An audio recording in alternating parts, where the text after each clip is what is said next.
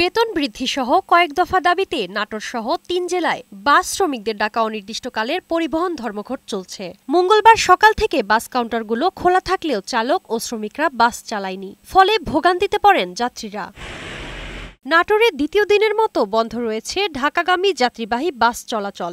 শহরের বড় হরিশপুর কেন্দ্রীয় বাস টার্মিনালের বাস কাউন্টারগুলোতে দূরপাল্লার বাস চলাচল বন্ধ থাকলেও কিছু লোকাল বাস চলাচল করছে।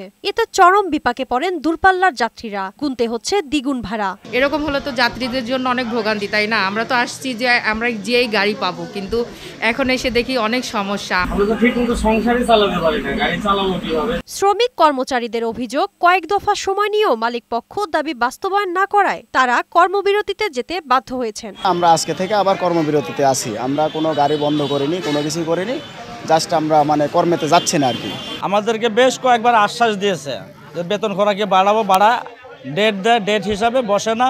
বেতন ভাতা বৃদ্ধির দাবিতে চাঁপাইনবাবগঞ্জেও চলছে পরিবহন শ্রমিকদের ধর্মঘট। এতে বন্ধ রয়েছে দূরপাল্লার বাস চলাচল। বাস টার্মিনালগুলোতে গিয়ে দেখা যায় কাউন্টার খোলা রয়েছে, তবে বাস চালাচ্ছেন না শ্রমিকরা। যে বেতন ভাতা আমাদের, আসলে এই বেতন ভাতায় আমাদের চলছে না। বেতন বাড়লে আমাদের শ্রমিকেরা গাড়ি ছাড়বেন।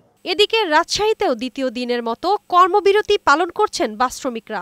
গতকাল সোমবার ভোর থেকে এই কর্মবিরতি শুরু হয়, যা আজও অব্যাহত রয়েছে।